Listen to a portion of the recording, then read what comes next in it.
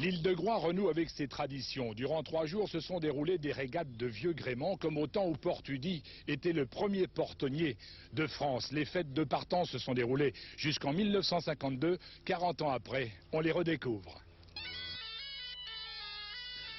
L'île de Groix aurait-elle eu tendance à oublier son passé? Certainement pas, mais il est bien possible qu'il ait fallu attendre 40 ans pour renouer avec la tradition maritime des fêtes de Partance.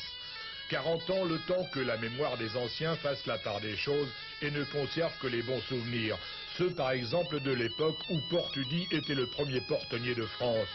Entre les deux guerres, 250 Dundee occupaient le port de Groix et chaque départ en campagne de pêche de juin à septembre donnait lieu à des régates de tonniers à voile où s'affrontaient patrons pêcheurs et leurs équipages.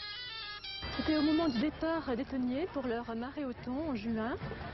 Il y avait d'une part une bénédiction des tonniers à Portudie avec la procession des Pères Blancs de Kerlois qui faisait une messe chantée et qui effectuait également une bénédiction des bateaux pavoisés dans le port de Portudie.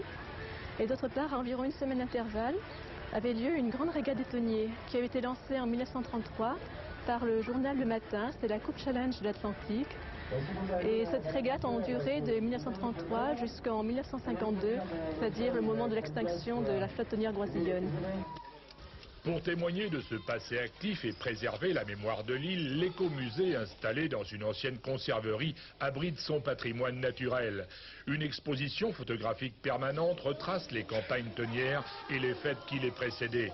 La dernière régate eut lieu en 1952 et Clément Tonnerre, qui la gagna 4 fois, s'en souvient encore. Et moi je plaignais, parce qu'on mettait au vote avant le départ, quoi. Quelques jours avant. Pour voir, il y en a qui voulaient aller partir au chronomètre et d'autres au mouillage. Moi, je plaidais toujours pour le mouillage. Pourquoi? Parce que c'est le mouillage comme ça. Ben, tous les bateaux sont dans la même ligne. D'accord. Autrement, au chronomètre, n'a pas tout la queue le leu comme ça, hein, après l'autre. Et là, vous étiez un champion, puisqu'il y a les résultats. Là, vous avez gagné 2 fois. J'ai gagné 4 fois. 4 fois? 4 fois sur 5. J'étais 5 fois, j'ai gagné 4. Sur quel type de bateau, là? Ah ben mais je vais vous faire voir la photo du bateau là. Il y en a qui courent aujourd'hui comme ça là? Ah non, ils ne sont pas les mêmes bateaux, c'est des petits bateaux ça qu'il y a ici. Hein. Et ouais. Ceux-là c'était des bateaux de 20 et 21 mètres. Ah oui? Ah oui, c'est plus le même. Hein. Ceci c'est des petits canots qu'on appelle ça. Ouais, d'accord. Des petits bateaux. Là. La reconstitution de ces régates était le point fort des fêtes de la mer à Groix le week-end dernier. Une cinquantaine de vieux gréments, cotres et miséniers se sont affrontés comme au bon vieux temps. Une évocation historique qui pourrait devenir une classique. Suivant le résultat de l'opération et de la manifestation, nous prévoyons éventuellement de refaire ça tous les ans pendant le week-end de l'Ascension. Les Groisillons ont eu chaud au cœur ce week-end. Si pareille animation devenait coutumière, ce serait le signe d'une certaine résurrection.